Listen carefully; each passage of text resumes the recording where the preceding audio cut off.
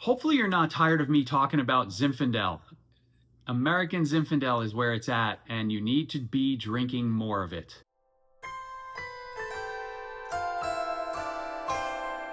Welcome back to Drinking It In, day 15 of the Wine Advent Calendar. We're talking about Zinfandel today.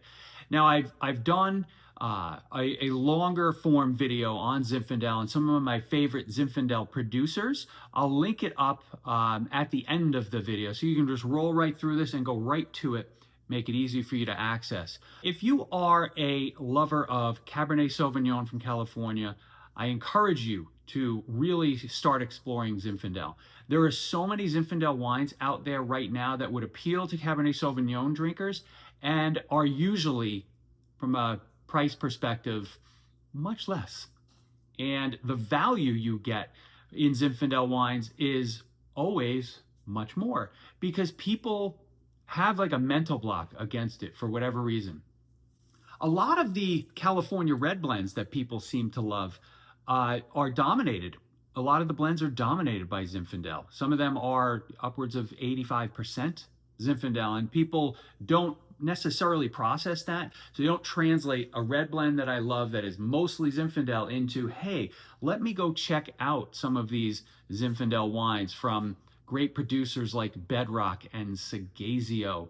And there was one other I had on the tip of my tongue, and it's got Clinker Brick, right? So I think you definitely need to get out there and try these wines. The wines are very medium in terms of medium to full body, medium acidity, medium tannins. They're friendly.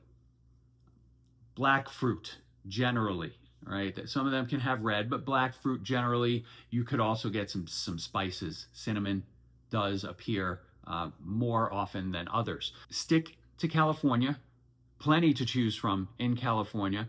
But if you happen to go over to Italy and you see a Primitivo, now whether you're actually going to Italy or you're just in a store in the Italian section and you see a Primitivo, same grape. Zinfandel equals Primitivo in Italy. I have less experience with the Primitivo wines. It is a bit of a gap in my knowledge, so I do need to start closing that gap soon. Maybe 2026 will be the year I taste a couple of Primitivos with you guys on the channel. Hey, let me know your thoughts on Zinfandel. Again, the long form video, I'm going to put it up right here for you to watch, and I will see you tomorrow. Thank you for joining.